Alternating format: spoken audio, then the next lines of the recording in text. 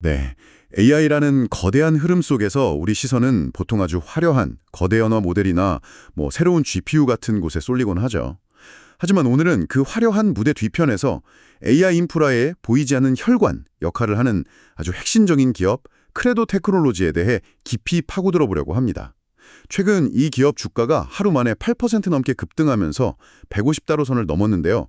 이 숫자에 어떤 의미가 숨어 있는지, 또 이 기업이 가졌다는 그 기술적 독보성은 대체 무엇인지 여러분과 함께 차근차근 파헤쳐 보겠습니다. 시작하기에 앞서 저희가 나누는 이야기는 특정 종목의 매수나 매도를 추천하는 것이 아니며 모든 투자 판단의 최종 책임은 투자자 본인에게 있다는 점을 먼저 명확히 말씀드립니다. 네, 맞습니다. 저희는 여러분이 정보를 바탕으로 더 나은 결정을 내리실 수 있도록 돕기 위해 다양한 관점과 분석을 제공할 뿐입니다. 좋습니다. 그럼 바로 본론으로 들어가 보죠. 150.13달러, 그리고 하루 만에 8.34% 상승. 이건 단순한 시장의 변덕이나 우연으로 보기엔 꽤 의미 있는 움직임 같은데요. 이 급격한 주가 상승 뒤에는 어떤 좀 거대한 힘이 작용하고 있다고 봐야 할까요? 그 배경을 한 문장으로 압축하면 AI 인프라의 폭발적인 확장입니다. AI 인프라의 확장? 네, 지금 전 세계적으로 데이터 센터가 정말 무서운 속도로 지어지고 있어요. 특히 LLM, 그러니까 거대 언어 모델을 학습시키기 위한 고성능 컴퓨팅, HPC 수요가 그야말로 폭증하고 있죠. 그런데 이 과정에서 아주 치명적인 문제가 필연적으로 발생합니다. 바로 데이터 전송 병목 현상입니다. 잠깐만요. 데이터 병목 현상이라고 하셨는데 이게 그렇게까지 심각한 문제인가요? GPU 성능이 워낙 빠르게 발전하고 있으니 데이터를 옮기는 연결 기술도 당연히 그 속도에 맞춰서 함께 발전해 온 것 아닌가요? 왜 하필 지금 이 시점에 이 문제가 시장의 핵심 화두로 떠오른 거죠? 아주 좋은 질문입니다. 바로 그 지점이 핵심이에요. GPU가 발전하는 속도는 거의 2년에 2배씩 빨라지는 무어의 법칙을 아득히 뛰어넘고 있습니다. 그렇죠. 그런데 데이터를 전송하는 기술, 그러니까 인터커넥트 기술의 발전 속도가 그걸 따라가지 못하기 시작한 겁니다. 비유하자면 두뇌, 그러니까 GPU는 천재가 됐는데 온몸에 정보를 전달하는 신경계, 즉 연결망은 그대로인 상황이죠. 이 속도 차이가 임계점을 넘어서면서 아무리 좋은 GPU를 수천 개씩 꽂아도 데이터가 제때 공급되지 않는 거예요. 그래서 GPU가 그냥 노는 시간이 생기는, 즉 시스템 전체의 효율이 급격하게 떨어지는 문제가 발생하기 시작한 겁니다. 그러니까 AI 모델의 성능을 결정하는 게 이제는 개별 칩의 성능이 아니라 그 칩들을 얼마나 빠르고 효율적으로 연결하느냐의 문제로 넘어왔다는 거군요. 정확합니다. 그리고 크레도 테크놀로지는 바로 이 병목 현상을 해결하는 고속 연결 솔루션을 제공하는 기업이고요. 이것이 시장의 가장 뜨거운 테마로 떠오른 거죠. 그래서 최근의 주가 급등은 단순히 개인 투자자의 단기적인 관심이 아니라 시장의 칸손인 기관 투자자들이 이 기업의 장기적인 가치를 보고 비중 확대, 즉 오버웨이트 포지션을 잡기 시작했다는 신호로 봐야 합니다. 기관 투자자들이 비중 확대 포지션을 잡는다는 건 쉽게 말해서 앞으로 우리 포트폴리오에 이 주식을 더 많이 담겠다고 공개적으로 선언하는 것과 같군요. 네, 그렇죠. 단순한 매수 추천 보고서보다 훨씬 강력한 실제 행동이 따르는 신호라고 봐도 되겠네요. 맞습니다. 주가를 끌어올리는 효과는 물론이고 나중에 시장이 흔들릴 때 주가가 쉽게 빠지지 않도록 받쳐주는 단단한 지지선, 그러니까 하방 경직성을 만들어준다는 점에서 매우 긍정적인 신호입니다. 시장의 스마트 머니가 움직이기 시작했다는 뜻이죠. 그렇다면 그 스마트 머니가 주목하는 본질적인 가치, 즉 기술력에 대해 좀 더 깊이 들어가 보죠. 크레도가 가진 기술적 혜자, 그러니까 경쟁자들이 쉽게 따라올 수 없는 그 성벽은 구체적으로 어떤 것들로 이루어져 있나요? 크레도의 기술적 혜자는 크게 3개의 단단한 기둥으로 받쳐져 있다고 볼 수 있습니다. 바로 서데스, 그리고 LPO, 마지막으로 ASC 기술입니다. 서데스, LPO, ASC. 네, 하나씩 자세히 풀어주시죠. 첫 번째 기둥인 서데스는 어떤 기술인가요? 서데스, 즉 SERDES는 시리얼라이즈, 디시리얼라이저의 약자입니다. 방대한 양의 병렬 데이터를 직렬 데이터로 변환해서 초고속으로 전송하고 받은 쪽에서 다시 병렬 데이터로 복원하는 기술이죠. 이 기술 자체는 사실 다른 반도체 기업들도 가지고 있습니다. 하지만 크레도의 진짜 경쟁력은 저전력으로 이걸 구현한다는 데 있어요. 단순히 빠른 속도가 아니라 전력 효율성이 핵심이군요. 데이터 센터 운영 비용의 절반 가까이가 전기요금이라는 말을 들으면 그 중요성이 바로 와닿네요. 바로 그겁니다.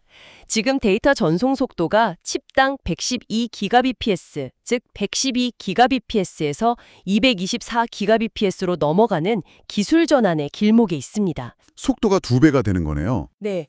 그런데 속도가 2배가 되면 보통 전력 소모는 제곱, 그러니까 4배로 늘어나는 경향이 있어요. 데이터 센터 입장에서는 속도를 잡으려다 전력 요금 폭탄을 맞는 뭐랄까 재앙 같은 상황인 거죠. 마블이나 브로드컴 같은 거대 기업들도 이 문제로 골머리를 앓고 있는데 크레도의 독자적인 아키텍처는 이 전력 효율성 측면에서 압도적인 우위를 보이고 있습니다. 이게 크레도의 첫 번째 강력한 무기입니다. 224지 시대로 넘어가는 길목에서 가장 효율적인 엔진을 가졌다는 거군요. 정말 놀랍네요. 그럼 두 번째 기둥인 LPO는 어떤 문제를 해결하는 기술인가요? 두 번째는 LPO, 즉 리니어 드라이브 플러그able 옵틱스 시장의 선점입니다.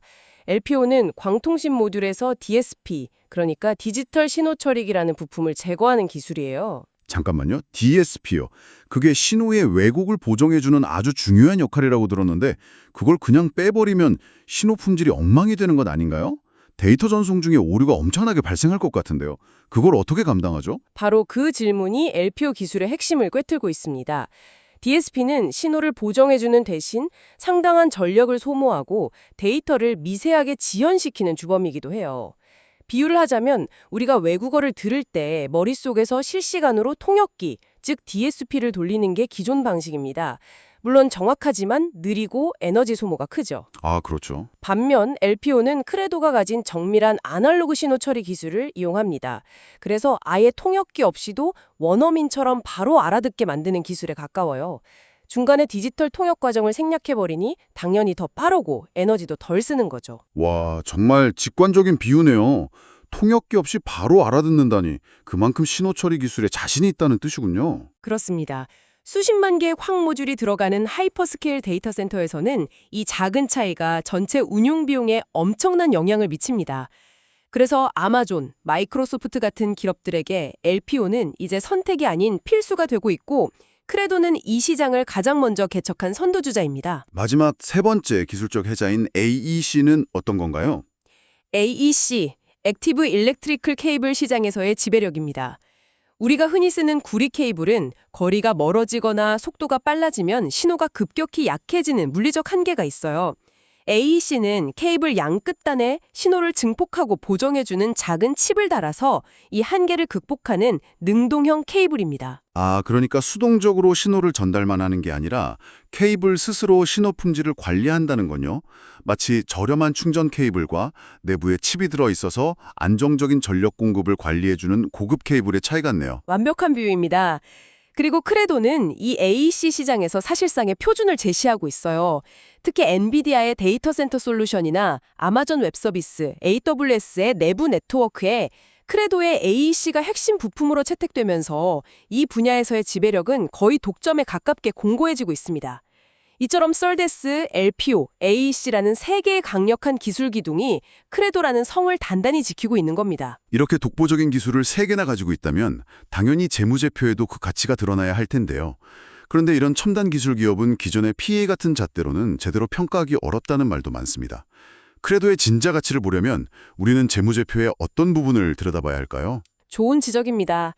크레도 같은 고성장 기술 기업을 볼 때 현재 이익만을 기준으로 하는 PE 비율은 미래를 보지 못하게 하는 함정에 달 수 있습니다. 네. 그보다는 이 기업의 성장 잠재력과 수익성의 질을 함께 볼 수 있는 매출 성장률과 매출 총이익률, 즉 그로스 마진의 추세에 집중해야 합니다.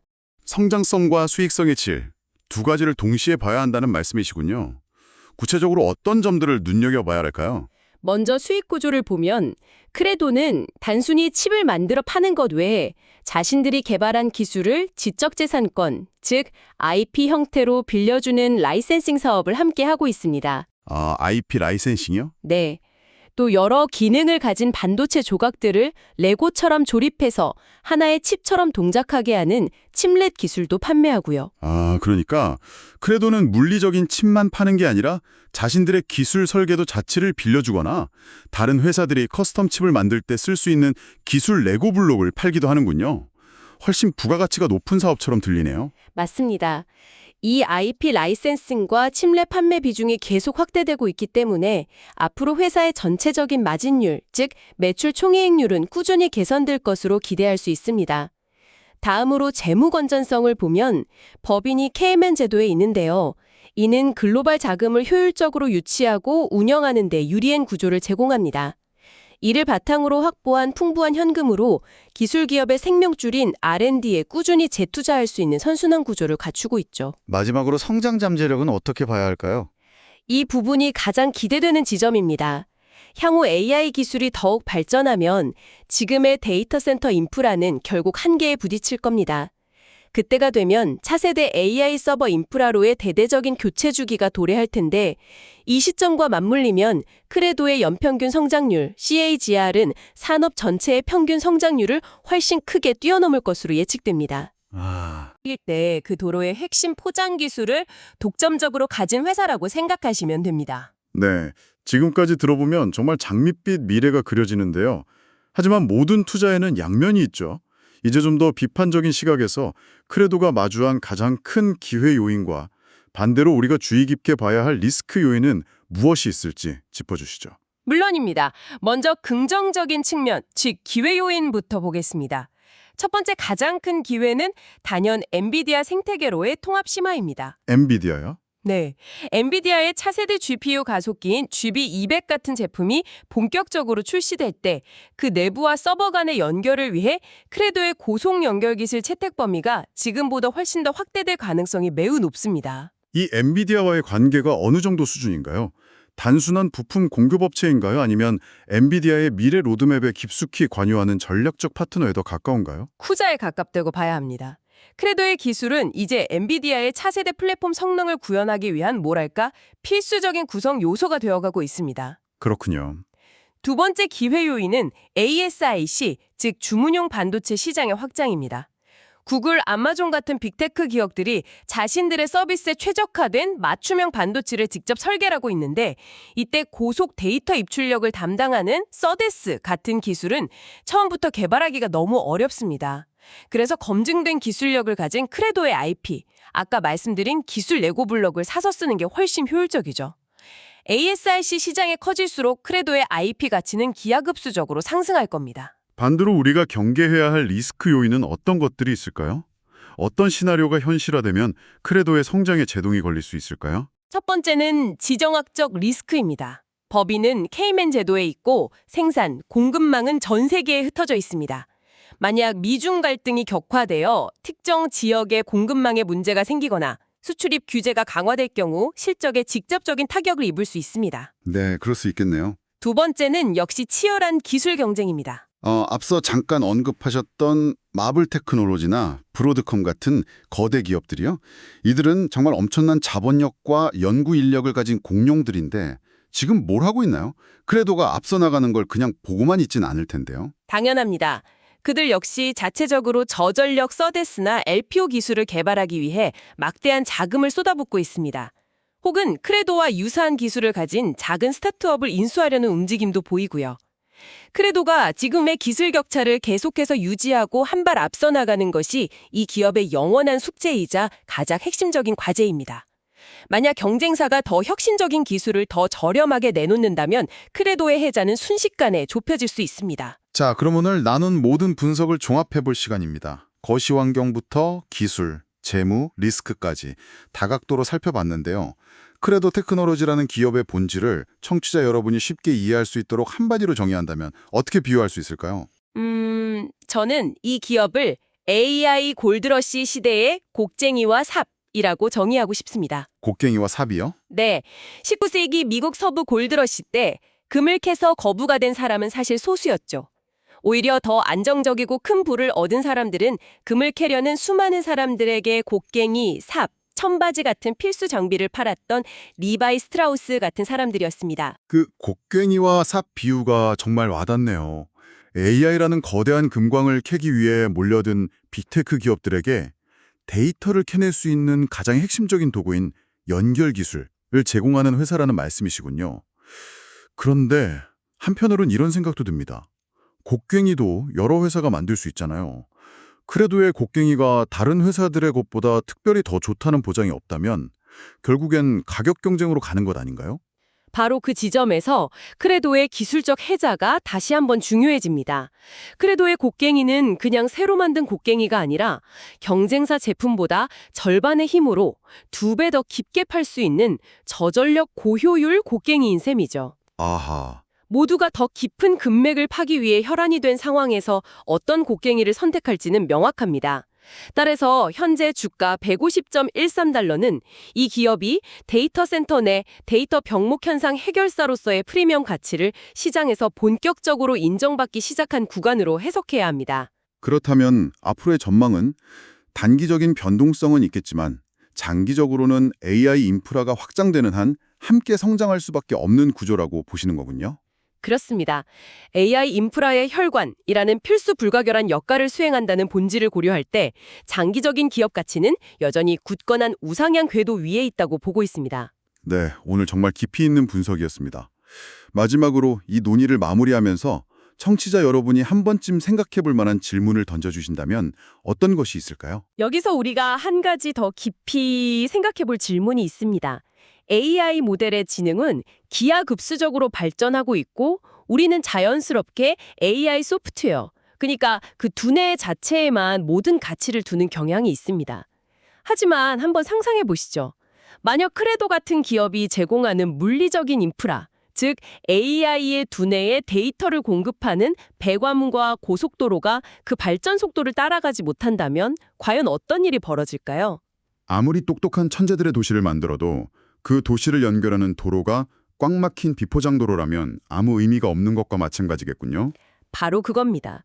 어쩌면 AI 시대의 다음 국면에서 진정한 병목 지점이자 가장 큰 가치가 창출될 영역은 AI의 두뇌 자체가 아니라 그 수많은 두뇌들을 연결하고 소통하게 만드는 신경계에 있을지도 모릅니다. 여러분은 AI 시대의 진정한 가치가 어디에 있다고 생각하시나요? 이 질문을 마지막으로 남겨두고 싶습니다. 다시 한번 말씀드리지만 투자 판단의 최종 책임은 투자자 본인에게 있다는 점을 명확히 말씀드립니다. 저희는 단순 참고용 정보나 분석을 제공할 뿐 특정 종목이나 섹터에 대해 매수나 매도를 절대 추천하는 것이 아닙니다. 항상 여러분의 성공 투자를 기원합니다. 내용이 좋으셨다면 구독, 좋아요 부탁합니다.